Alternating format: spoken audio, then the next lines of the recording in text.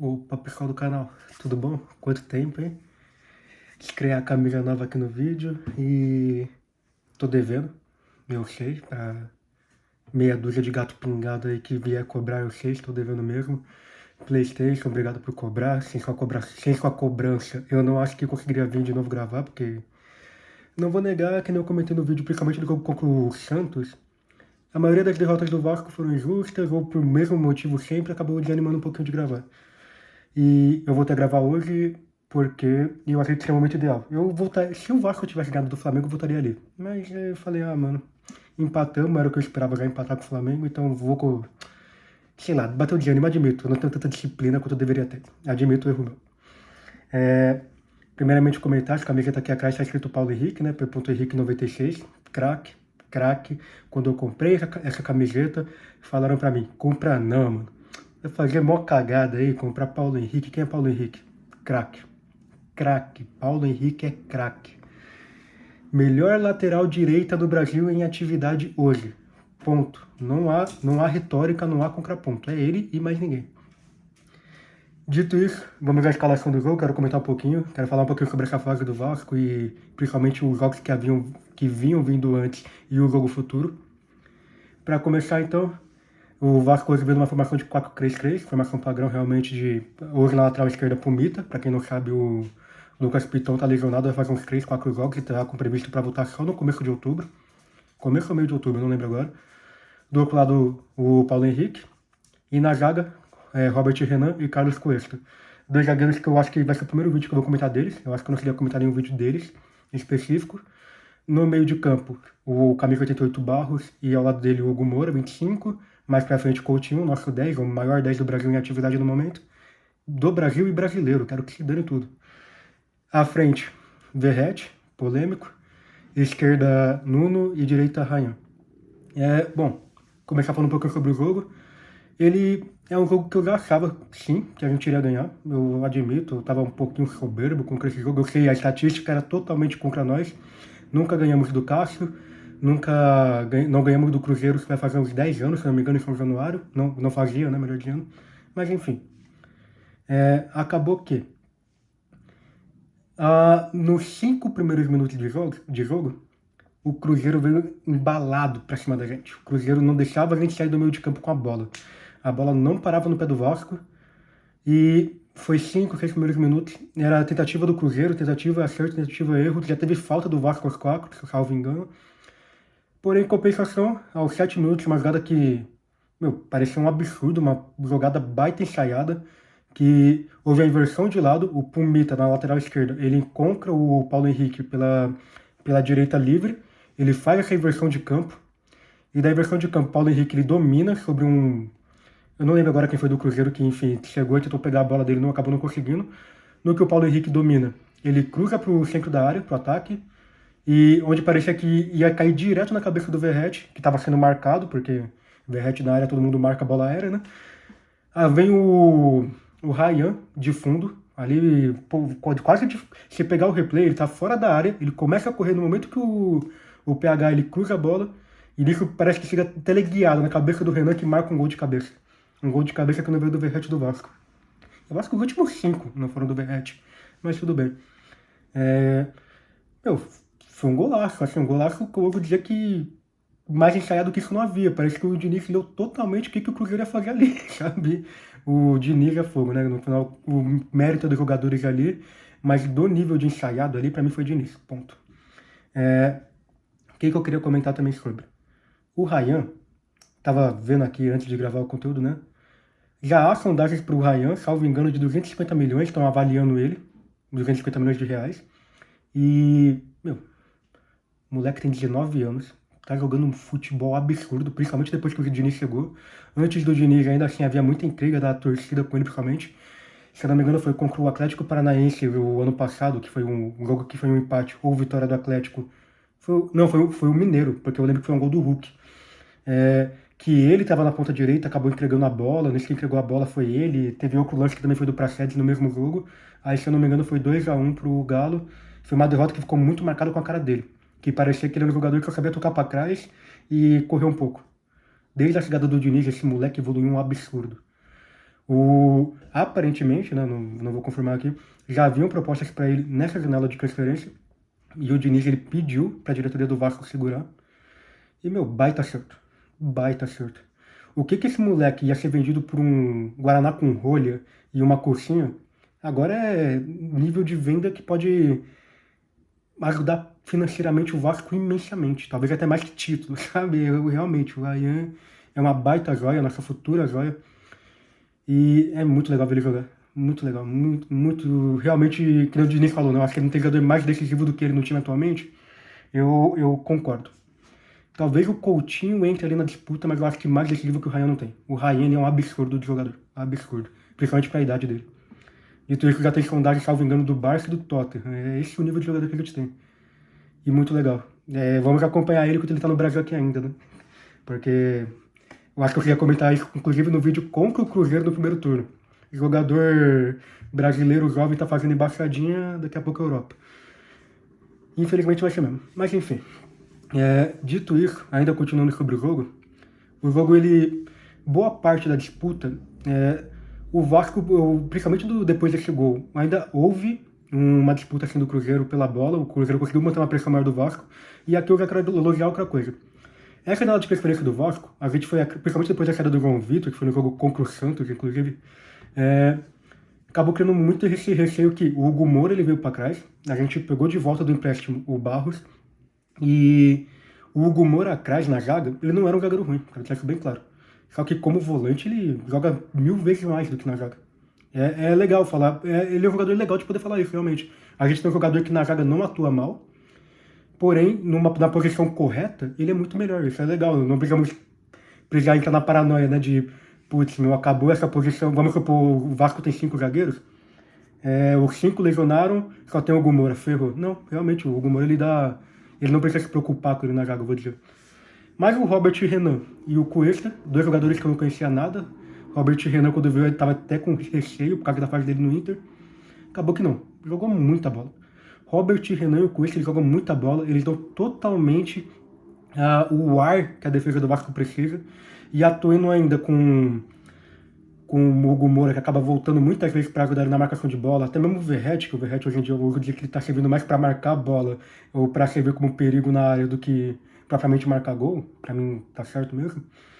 E eu acho que é incrível que finalmente a gente tem um Vasco que a gente consegue olhar e não sentir medo jogando. Que nem eu comentei, eu sou meio louco com o resultado de partida, eu juro, eu sou meio louco mesmo, mas a partida de hoje, Bahia e Flamengo, são 3 partidas que eu já entrei com o pensamento de eu acho que o Vasco ganha esse jogo. É esse nível. O Flamengo a gente não ganhou, foi um empate. Mas o Bahia e o Cruzeiro tá aí à prova. Tudo bem que o Bahia acabou tendo vários lances polêmicos, né, envolvidos. Se não me engano, até o Pedrinho comentou que foi o Pedrinho, foi o Admar Lopes, que é o diretor esportivo do Vasco, né, comentou que a gente deveria ter ganhado com 3 a menos lá, não só com 1. Não concordo tanto com esse ponto, acho que realmente era só um que merecia expulsão ali, mas enfim. A gente realmente é assim que time com defesa se sente, né? É legal poder falar que a gente tem uma defesa que a gente consegue olhar e falar, não, tudo bem, eu acho que dá pra dar conta. É legal, é muito bom. Dá um alívio pro torcedor. Indo ainda ao ataque, depois dos 20, vou dizer uns 20 aos 40 minutos, eu não fiz a anotação de tempo, tá? Eu não esperava gravar hoje, pra ser bem honesto. O Vasco, ele acabou que colocou o Cruzeiro na rota. Ele acuou o Cruzeiro não conseguia sair do campo. Só que ao mesmo tempo que ele colocava o Cruzeiro na roda, não teve muita finalização a gol. O Vasco foi terminar o primeiro tempo com 3 finalizações a gol contra 8. Foi desse nível. Mas, independente, as finalizações do Vasco foram finalizações de trabalho, finalização de bola parada. E pra mim o grande problema do Cruzeiro é que tá certo, tá no jogo pra usar, né, porque nem falam. O Vasco teve que marcar muita falta em cima do Cruzeiro. Muita falta. Inclusive eu não sei como é que só saiu um cartão amarelo no jogo de hoje. Porque, nossa, o pessoal do Cruzeiro, o Leonardo Jardim, né, o técnico dessa vez, ele é um técnico realmente que eu vou dizer que ele sabe aproveitar muito bem de falhas e ofensivamente. Ele não parava de mandar o Cruzeiro atacar e o Vasco só resistindo, o que pra mim é um mérito do Vasco, tá? Porque resistiu muito bem. E nisso de ele não parar de seguir com a bola, o Vasco teve que marcar muita falta e muita bola parada hoje. As bolas paradas, felizmente, nenhuma deu risco ao gol. nenhuma, tá? Teve uma até que parecia que ia dar, mas não deu. Foi acima da crave, ou que não foram acima da crave foram ao lado, ou que foram no peito do Léo Jardim. Sabe? Realmente foi bem, bem seguro pra gente, né? Por assim dizer. Também comentar aqui então, primeiro tempo, pra mim o grande destaque. Pra mim, por mais que o gol tenha sido do Ryan, não foi o Ryan. Pra mim, realmente foi o craque Paulo Henrique. Paulo Henrique, ele vem jogando muita bola. Hoje, tava a comissão técnica do Ancelotti ali, né, pra ver quais jogadores ele vai convocar pra outubro. Possivelmente muito querendo olhar o pessoal do Cruzeiro, né? Mas é incrível que, tal como aconteceu no jogo do Santos, eu acho que ele foi olhar ali a comissão do Santos e acabou conhecendo o elenco do Vasco. Hoje eu fui dizer que foi a mesma coisa. Foi olhar o Cruzeiro e saiu pensando, caramba, esse pessoal do Vasco brasileiro tá jogando uma bola, hein? Te falar, pelo menos é o que eu acho. E já iniciando o segundo tempo então, primeiramente falar que o Diniz tá evoluindo, tá pelo menos ouvindo umas críticas que a torcida, né, via fazendo a ele, de que o Diniz demorava muito a fazer substituição. Muito, muito, muito. Nesse jogo não. Nesse jogo, contra o Bahia até que demorou, mas estava com a menos, então tudo bem. E a gente estava ganhando. E contra o Flamengo também não. Contra o Flamengo, acho que por mais que tenha sido tarde, eu acho que foi na hora certa as substituições dele. As substituições dele realmente criaram uma dinâmica nova. Ele soube se adaptar ao Diniz. Eu ouso dizer que ele também está evoluindo nisso. Ele está percebendo que, o Vasco está perdendo fôlego. A gente tem jogadores que tem uma rodagem de fôlego baixo, que é o Nuno e o Coutinho. Troca na hora. A gente hoje em dia, hoje a gente tem banco. A gente pode falar que a gente não tem jogador do mesmo calibre do Coutinho? Não. Mas a gente tem um pessoal que dá pra mexer. E não sentir falta. Ainda mais considerando como é que a gente tava, porque a gente tava ganhando de 1-0, sabe? E nisso ele já troca, não vou lembrar as substituições exatas agora, salvo engano foi o Nuno e mais alguém. Aí eu lembro que entrou o camisa 11, né, o André Gomes, e não lembro quem foi o outro agora, tô até maluco nisso daí. Enfim, as substituições de Coutinho pra mim eu vou dizer que foram no tempo certo. Nisso também, mais um gol que sai aos 57 minutos, um baita de um gol do Paulo Henrique. Paulo Henrique que consegue ver onde a bola ia cair e simplesmente rouba a bola no ar do zagueiro do Cruzeiro. Inclusive, as substituições do Cruzeiro, eu acho que vale a pena ressaltar, eu não sei muito falar porque eu não realmente entendo muito do time que tá contra o Vasco. O time do Cruzeiro, as substituições dele acabaram abrindo muito campo, porque é até engraçado falar isso, que no Brasil eu não sinto que é muito comum. Eles vieram para ganhar, mesmo estando fora de casa. O Cruzeiro, em nenhum momento, não sei se, eu não acho que foi subestimar o Vasco não, tá? Realmente o elenco deles, eles têm mais peça e é um elenco melhor peça a peça, vou dizer. Mas, normalmente a gente tem aquela regra, né? Pra ganhar o Brasileirão é 3 pontos fora de casa e um em casa tá bom. Quer dizer, ao contrário, né? 1 ponto fora de casa e 3 em casa tá bom. O Cruzeiro não. O Cruzeiro hoje criou os 3 pontos. A maior prova disso pra mim foi o tanto de finalizações que houve, principalmente do Matheus Pereira, se não me engano foi ele que mais finalizou no jogo, foi de um nível assim absurdo, nível de assustar o Vasco. A nossa sorte é que, novamente, né, a gente tem uma defesa confortável. A gente não precisa mais só contar com o Léo Jardim. Inclusive o Léo Jardim falhou hoje, e mesmo com a falha a gente não ficou vixe, se o Léo Jardim acordando mal dia ferrou. Pelo menos é a impressão que eu tive. E nisso que as substituições do Leonardo Jardim técnico aconteceram, o meio de campo do Cruzeiro subiu muito, acabou que deixaram pouca gente atrás, e nessas bolas que espalmaram, Paulo Henrique aproveitou uma baita oportunidade, saiu na frente ele e o Verratti, se eu não me engano. Ele nem tocou a bola pro Verratti, nem quis nada, acho que nem tinha como tocar, não, ele só foi e finalizou. Matou ali o jogo, 2-0, a partir dali, realmente eu já sabia que o Cruzeiro entrou o DVD, na primeira substituição. Foi Andrés Gomes e DVD na primeira substituição, lembrei agora. Dito isso, foi um jogo relativamente tranquilo. Não foi um jogo que deu medo. Isso eu acho bem legal de poder falar finalmente do Vasco isso. O jogo contra o Bahia eu também já sabia que ia ganhar, sendo bem honesto. E o Bahia era 3-0, tá? Quero lembrar que esse 1 foi uma falha nossa. Não foi que o Bahia foi melhor que a gente. A gente falhou e deu pra eles a bola. Inclusive, aquela falha ali é uma falha bem comum no dinizismo, tá? Quero deixar isso daqui também bem claro. Eu tive um debate com um amigo meu sobre que o Diniz ele pratica como futebol, porém não dá resultado, porém eu sinto que a maioria das falhas técnicas vem dos jogadores. Ele teve um ponto de contra-argumento para mim que faz muito sentido, que é a falha dos jogadores é porque os jogadores são limitados e o Diniz pede coisas para eles que eles vão tentar fazer mesmo sendo limitados. E pra mim, o jogo contra o Bahia foi excelente definição disso. Foi um gol que... Meu, por que tocar a bola curta? Por que começar direto do gol? Era só espalmar a bola pra longe. Não, a gente começa a bola ali, 2 toques rápidos que não deveriam ser rápidos, deveria ter pensado um pouquinho mais no Hugo Moura. Acabou vindo e o atacante do Bahia fez o gol. Mas também, dane-se, ganhamos. E aqui é o jogo do Cruzeiro, né? Desvia um pouquinho o foco. Eu acho que é isso que eu tenho pra comentar, tá? Eu realmente vou pedir desculpa. Esse daqui não foi o jogo que eu fiz anotações pra falar muito. Eu queria muito mais trazer esse embate. Sobre o jogo em si, é isso. O que eu queria comentar agora é sobre o Verratti. O Verratti, muito se fala dessa teimosia do Diniz, né? Da teimosia de manter o Verratti. De verdade, o Verratti pra mim, ele tá, acho que uns 6 jogos sem marcar gol. Os números dele na temporada são muito bons, só que aquele número não define jogo, né? Minha prova disso foi o jogo de hoje que a gente ganhou. Mas o Verratti, ele é um atacante muito bom, finalizador. Ele, por mais que não esteja na melhor fase, eu ouso dizer que vai ser igual foi no ano passado. Ano passado, quando o DVD e o Adson lesionaram, o Verratti ficou uns 10 jogos sem marcar, se não me engano. Eu acho que vai ser um repeteco esse ano, tá? De verdade mesmo. Só que a nossa sorte é que esse ano o Vasco não conta só com o Verratti na área. O Verratti, ele é bom, ele é muito bom finalizador, e como porque ele merece aquela faixa de capitão pra mim, vai além de ser atacante. Ele, em escanteio, ele por ser muito alto e muito parrudo, ele volta pra área pra cobrar, ele ajuda na marcação. Ah, ele não rouba a bola? Não, mas ele ajuda na pressão. Ele faz a pressão da bola pro adversário cometer erro. E ele causa muito esse perigo. Hoje o gol do Ryan veio porque ninguém estava marcando o Ryan, porque sabiam, meu, tem o Prata na área, se deixar cair na cabeça dele é gol. E nisso a cabeça de quem caiu foi o Ryan. Eu não consigo. Eu entendo, muitas vezes, o próprio jogo contra o Flamengo, né, o pessoal comenta de. Ah, a gente precisava de um ataque mais rápido. O jogo contra o Santos também, né, que o Verratti estava suspenso. A gente precisa de um ataque mais rápido, o Verratti não precisa estar todo o jogo. Isso eu entendo. De verdade eu consigo entender. Mas eu acho que colocar no segundo tempo poderia fragilizar muito mais o nosso primeiro tempo do que auxiliar.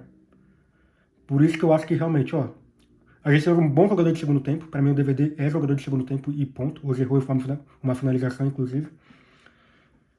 E sabendo que, meu, a gente tem substituto pro Verratti. Tem o próprio Matheus França também, que por mais que tenha atuando mais hoje em dia como substituto do Coutinho, né, como 10, do que como um 9 em si, ele também é um jogador que pode servir pro ataque. Então, para mim, eu não tenho esse receio. Para mim, realmente, o Verratti tá errando muita finalização, tá jogando uma draga, tá. Mas o futebol não é só marcar, né? O marcar é o mais importante, vou concordar. Mas saber que a gente tem esse marcador a mais me dá um certo conforto. Posso estar falando maluquice aqui, tá? De verdade, eu não duvido. Posso estar falando muita besteira. Mas é o que eu acho. Se discordar, por favor, comente. Comente, dá o like também. E vamos ser civilizados, tá? De verdade, é a minha visão só. Mas não mais é isso, tá? Que nem eu comentei, os 3 jogos eu achei que dava pra ganhar. A gente acabou não ganhando só um, que foi contra o Flamengo de empate. E agora o terror vascaíno, né? Tá falando que ia ser esses 4 jogos, ia ser 4 jogos muito complicados, de fato iam mesmo. O único que eu acho que não dá pra ganhar é o Palmeiras. Pra mim o Palmeiras vai ser um empate. O placar justo pra mim é ser um empate, eu vou ser honesto, nem só levando, porque eu sou vascaíno, não. Realmente pra mim o placar justo seria um empate pro nível de jogo dos dois. Porque o Palmeiras é muito mais absurdo, muito mais elenco, um técnico muito maior. Mas o Vasco tá jogando uma fase muito boa. Tudo bem que o Palmeiras também, mas enfim, eu acho que tô levando muito a camisa em peso, né? Vou ser honesto, eu tô um pouquinho clubista. Mas enfim, eu acho que vai dar empate, 1-1, ou... No pior dos cenários, eu acho que vai ser 1-0 Palmeiras, no pior.